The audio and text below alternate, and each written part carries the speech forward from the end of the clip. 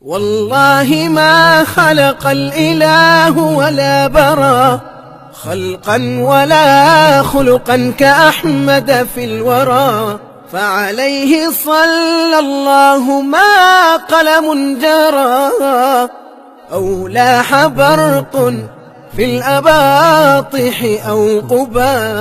يا رب صل عليه، يا رب صل عليه، يا رب صل عليه.